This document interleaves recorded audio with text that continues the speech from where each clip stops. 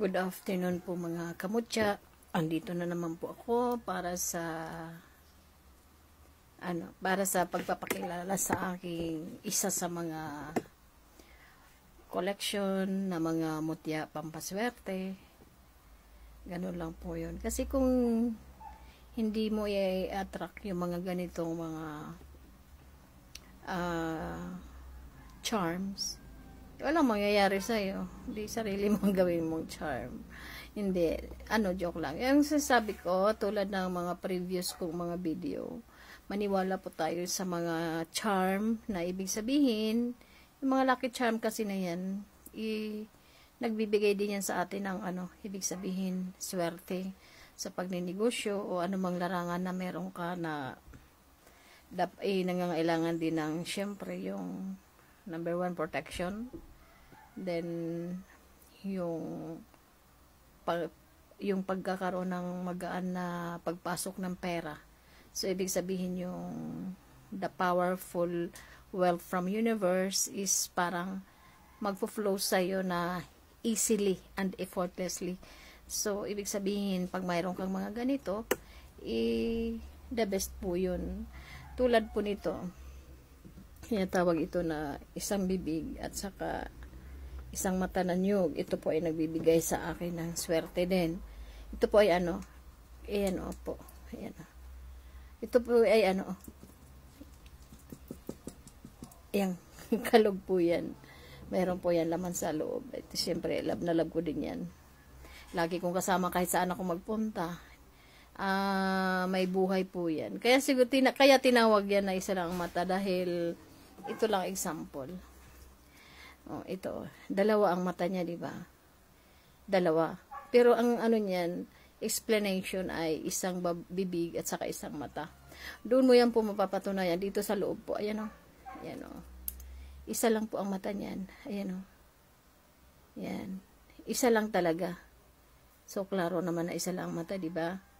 Kaya sinasabing isa lang ang mata dahil isa lang talaga ang mata niya. Pero pagdating sa labas, ayan, dalawa. Isang mata, saka isang bibig. It represent, langit at lupa. So, ibig sabihin, pag mayroon kang ganito po na mga mutya, ibig sabihin, taglay mo ang kapangyarihan ng langit at lupa. So, ibig sabihin, kung ikaw po hihiling para sa ikauunlad ng iyong buhay, ito po ay ipagkakaloob sa'yo. Tulad ito po. Talagang mayroon po itong gabay. Mayroon po siyang gabay. Limbawa ng ganito po. Po siya. Magabay po yan. Matagal na yan sa akin. So, ito po ay lagi kong nire-ritual araw-araw. So, tulad ng ganyan. Halimbawa ganyan. Siya po ay, tapos ang bigat nagalaw po yan. Kasi may gabay po yan. Yan, ibig sabihin, pag mga ganyang meron na po siyang laman. Ibig sabihin, pag ikaw ay nag-wish sa kanya, igagrant niyan through the power of the Holy Spirit.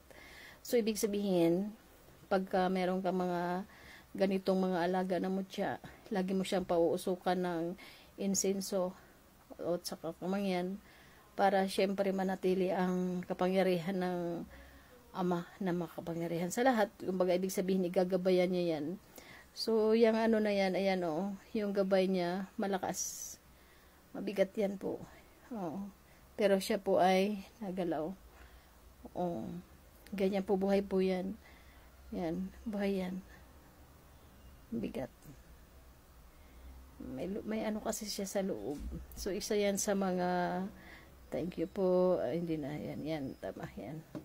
Isa yan sa mga pampaswerte ko sa negosyo para maging magaan ang pagpasok ng pera. Kailangan nating mag-collect ng mga tulad ng mga ganyan na mga collection ko. Kasi kung asahan lang natin yung sarili natin, syempre, mukhang sama lang ng loob ang ating mga Samantalang kung tayo po ay maniniwala lang sa mga pampaswerte, syempre yung mga pampaswerte na galing sa Ama, ibig sabihin, Ang Holy Trinity kasi pag once na nagbigay ng ng mga ganyang pampaswerte, talagang maswerte ka. Ay para sa akin kasi mas naniniwala ako sa ganitong mga parang mga mga native na pampaswerte. So hindi kasi ako more on mga pampaswerte na mga Chinese. Ba't ako magcha-Chinese? Pilipino ako. So, dito ako nanalig mula sa Ama na makapangyarihan sa lahat. Ito din po kasi pwede po itong gamot. Pero hindi ko po siya panggagamot. Marami pa namang paracetamol. Ito po pampaano ko lang talaga sa business. Ito naman po, yan, sample ko lang po yan na talagang isa lang po ang mata niyan. Kaya, yan, isa lang mata talaga niyan. Pero pagdating dito sa likod, sa harapan, isang bibig na siya at saka isang mata. So, ganun po ang natin, ang sa buhay. Dapat naniniwala po tayo ng mga kapangyarihan ng gabay para tuloy-tuloy ang pag-ahon natin sa kahirapan. Kasi meron tayong tinatawag na mga curses from the mga tao na alam mo naman ng mga Pilipino, mahilig tinatawag na curse. So, kung mayroon kang pangdipinsa, hindi po yan sila makakatalab sa'yo dahil protektado ka from the powerful protection from the Holy Spirit. So, kung wala kang mga ganyan, kawawa ka. So, sa panahon ngayon, lalo na ngayon nalaga na po ang mga, yung tinatawag na, mga iba't ibang mga pangontra, ganon. So, dapat meron din tayo niyan. Huwag tayong aasa sa ating sarili. Kasi kailangan din natin po ng mga gabay. Tulad ko, for how many years na ganito na po ang buhay ko na talaga ko po nag-aalaga ng mga mutya. At ito po ay naging inspirasyon ko ay ang nanay ko at saka tatay ko kasi maliit pa ako. Mahilig silang magbigay sa akin ng mga mutya. Meron pa yan sila yung mga naglalakad sa suka na mga puting bato. Yan, ibibigay nila yan sa akin. Tapos, meron yung mga halimbawa ng mga imposibleng bagay para sa kanila. Itatago nila yan at ibibigay nila yan sa akin. So, ibig sabihin, mula pagkabata, parang nakatadhana na talaga sa buhay ko ang spiritual life. So, hindi kasi yung pagpasok kasi sa spiritual, hindi yan parang parang passion, no. Ganon yan, parang mo rin yan na nasa blood mo na yan. Pag sa akin kasi minana ko, mana-mana from my yung mga ninuno ko. So, ibig sabihin, kung ano man mga meron na sa akin na mga mutya, bigay sa akin ng mga mabubuting tao, bigay sa akin ng mga magulang ko, na kahit wala na yung nanay ko, andito pa sa akin yung mga mutya na binigay niya sa akin, pinakamamahal-mahal ko yan, pinakaingat-ingatan, mga bigay ng tatay ko, nandito din sa akin. So, ganun lang po ang buhay natin dito sa mundo.